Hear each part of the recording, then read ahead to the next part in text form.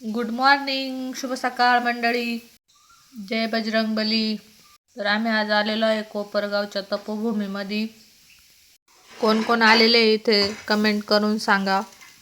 भरपूर दिवस झाले इकडे काही चक्कर झालेला नव्हता, पण आज आलो. साईबाबांनी बोलून घेतलं.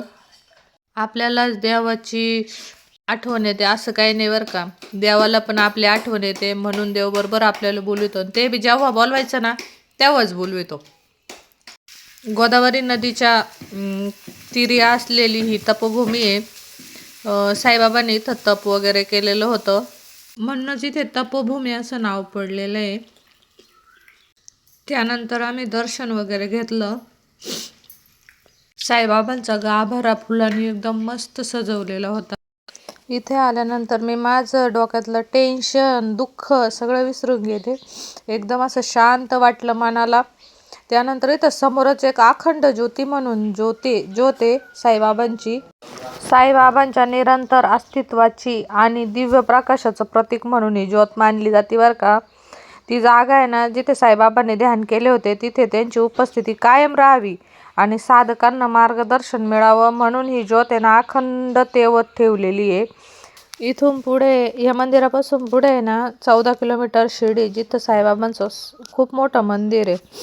काही लोक बोलतात की जोपर्यंत आपलं जग आहे ना तोपर्यंत ती अखंड ज्योती निरंतर तेवत राहणार आहे तशीच. त्यानंतर आम्हाला प्रसाद काउंटरवरून प्रसाद म्हणून हा लाडू भेटला राजगिऱ्याचा. मग आम्ही बाहेर आलो. त्यानंतर इथे ना दत्ताचं छोटंसं असं मंदिर आहे बरं का. ते पण एकच नंबर आहे. म्हणजे असं पाहून मनाला बरं वाटलं. स्वामी समर्थ, दत्त, साईबाबा हे एकच आहे. दत्तांची मूर्ती पाहून मनाला समाधान वाटलं. त्यानंतर इथं आम्ही जरा वेळ बसलो. माझ्या मनातलं जेवढं दुःख होतं आणि जे मला काही बोलायचं होतं मी अख्खं आपले साईबाबांसमोर बोलले. साईबाबा माझं दुःख दूर करतील ही पण मला फुल गॅरंटी आहे. त्याच्यामुळे मी टेन्शन वगैरे काही घेत नाही. नंतर आम्ही शिर्डीत आलो कारण आम्हाला घरी येण्यासाठी शिर्डीवरूनच यावं लागतं. शिर्डीमध्ये देखील मला साईबाबा दिसले. साईबाबांचं मुख्य ठिकाण म्हणजे शिर्डी माझे पंढरपूर म्हणून सगळीकडंच प्रसिद्ध आहे. नंतर साईबाबांची छान अशी मूर्ती आहे. लांबून एवढी खास दिसत नव्हती पण व्हिडिओ काढण्याचा प्रयत्न केलेला आहे मी. साईबाबांची ही मूर्ती बघितल्यावर मन एकदम शांत होऊन जातं.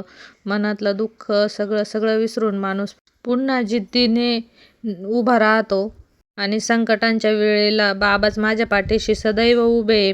साईबाबांच्या शिर्डीमध्ये गर्दी ही कायमचीच असते. इतके सारे साईभक्त येत असतात दर्शनासाठी. शिर्डी हेच पंढरपूर झालेले. लांबून भाविक भक्त येतच असतात. इतकी सारी गर्दी असते, कायमच गर्दी असते शिर्डीमध्ये. साईबाबांच्या नगरीमध्ये जो येतो ना तो कधीच खाली हात जात नाही. साईबाबा आपल्या भक्तांना कधी दुःखामध्ये ठेवत नाही बरं का. त्यानंतर आम्ही पुढे गेलो तर मला आहे ना आपला तिरंगा झेंडा दिसला. मन अगदी भरून आलं होतं. प्रत्येक वेळी जेव्हा हा ध्वज फडकतो ना तेव्हा मनामध्ये देशभक्ती जागती. एक वेगळाच अभिमान, प्रेम जागृत होतं. हा झेंडा म्हणजे केवळ कापडाचा तुकडा नाही तर आपल्या स्वातंत्र्य सैनिकांच्या बलिदानाचा आणि देशाच्या अखंडतेचा आणि प्रत्येक भारतीयाच्या स्वप्नाचा धागा आहे. हा तिरंगा फडकत राहावा म्हणून कितीतरी जणांनी आपल्या प्राणाची आहुती दिली. आपला तिरंगा झेंडा इतका छान फडकत होता, मनाला एकदम छान वाटत होतं माझ्या. तिरंगा बघितल्यानंतर मी रिटर्न गाडी घ्यायला लावली कारण मला व्हिडिओ काढायचाच होता. इतका छान झेंडा दिसत होता तो की बस कधी. असाच एक तिरंगा आहे ना निमून म्हणून एक गाव आहे नाशिकला जाताना, त्या गावामध्ये पण आहे. तिथं पण आपला राष्ट्रध्वज असाच फडकतोय. त्यानंतर मग आम्ही पुढं आलो. साईबाबांची नगरी खूपच मोठी आहे आणि साईबाबांनी सुद्धा खूप कष्ट घेतले बरं का. लोकांनी देवाला पण सोडलं नाही, त्रास दिला. तेव्हा आपण तर माणसंच आहे राव. हा पण विचार मी कधी कधी करते आणि पुढं चालते. साईबाबांनी एकदा तेलाऐवजी पाण्यात दिवे लावून दाखवले होते कारण तेलाचे पैसे नसल्यामुळे दुकानदार त्यांना तेल देण्यास नकार दिला होता. तेव्हा पण काही असे खोडकर लोक होतेच आणि ते आत्ता पण आहेच. ते काही अजून गेलेले नाही, ते जाणार नाही. आपणच आपलं पाऊल व्यवस्थित टाकायचं आणि पुढे चालत राहायचं.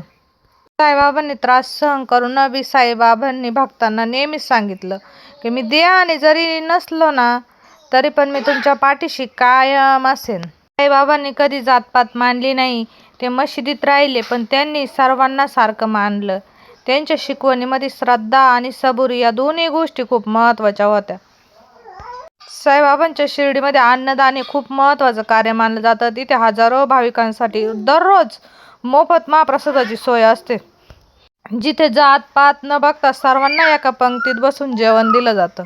नंतर आम्हाला थोडंसं पोस्टात काम होतं बरं का.